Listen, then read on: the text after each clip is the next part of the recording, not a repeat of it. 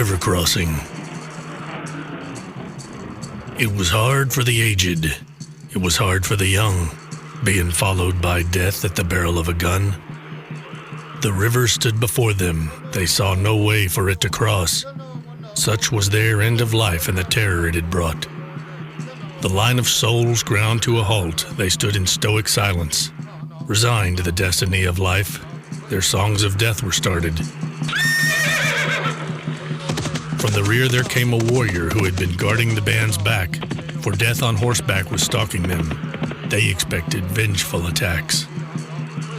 The rider had chosen a large and dark black beast. Something few had skills to do, others would take it from the meek. Caballo Negro, it was said, could ride faster than the wind and jump free of lightning striking an old and shrunken tree. The rider too was someone who could see the soldiers far, beyond the gaze of those around who looked at her in awe. Along the trail of withered souls the horse slowly walked, giving pride to those who wailed their songs of death to come. She was a beauty. It was plain there were no warriors who would challenge her to a fight, for they would always lose. Those who chose to woo her eyes and take her for their first wife would quickly be put in place by the sharp edge of a knife. River wild and river wet, froth boiling like a stew, with hands of water reaching for the wet and weary few. She seemed to have no fear, she knew just what to do. The spirits had touched her young, with wisdom few others knew.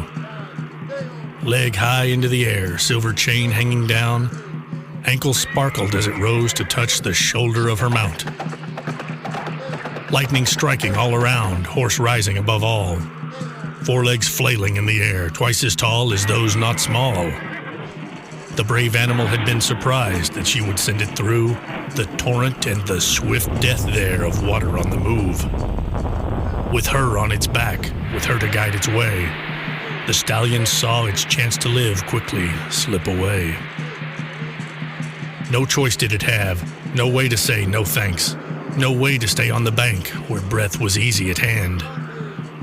Together as if just one, together they did ride into the deep and silvery tide of water on the rise. Those in the line saw that there was nothing else to do but follow bravely as she had done into the boiling brew. She rode against the stream, making progress in hard-pressed strides. Those that followed her managed to survive. Although the river quickly flowed, although its power grew, her power was quite strong, the path she took was true. She led them through a wider part, not deeper than the small, keeping spirits well in hand with her loud and ancient song. It was not a song of death, but of glory yet to come, when peoples far only she could see would hear her people's songs.